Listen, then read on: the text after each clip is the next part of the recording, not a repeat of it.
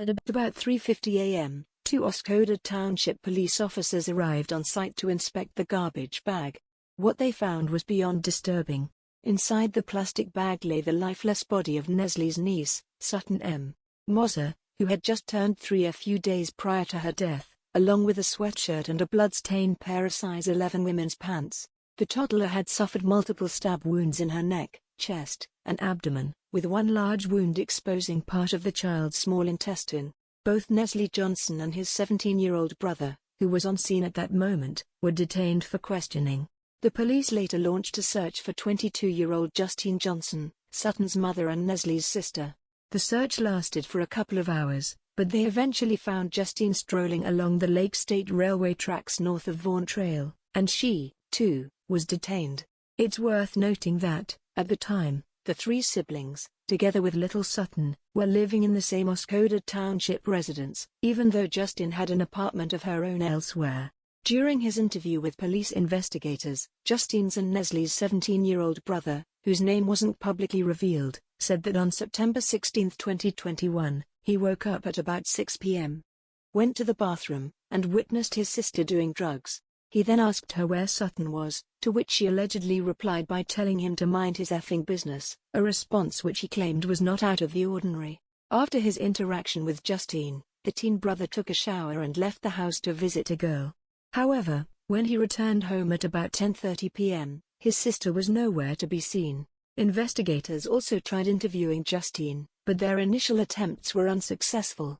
The only helpful information she gave them was that she wore size 11 pants, corresponding with the pair of women's pants found inside the plastic bag. A lead detective stated that Justine Johnson gave no reaction to the news of her daughter being deceased. She remained unemotional and calm and advised me that she did not wish to talk about the death of her daughter.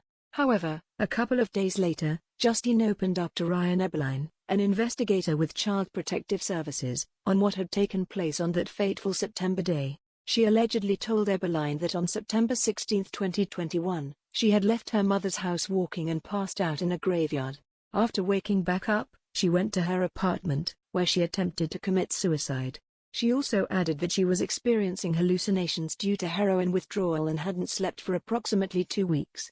The final detail she pointed out was that her hallucinations mainly revolved around the Nickelodeon character, Spongebob, pressuring her to kill her daughter in exchange for her own life. According to Eberlein, she was getting hallucinations from the TV that had instructed her to take her daughter's life or they would kill her. It was Spongebob who was saying these things on the TV. If she didn't do what she did to her daughter, they would kill her. She said she was afraid for her life and she had lost her mind. Justine then claimed that her memories started becoming hazy after that point, leading to her not remembering her actions at the time of Sutton's death. Subsequent to Justine's interview with Ryan Eberlein, the police thoroughly investigated her apartment. They discovered bloodstains scattered on items throughout the apartment, including the hallway closet door, the living room couches, and the bathtub. They also confiscated 3 knives, one of which is believed to be the murder weapon.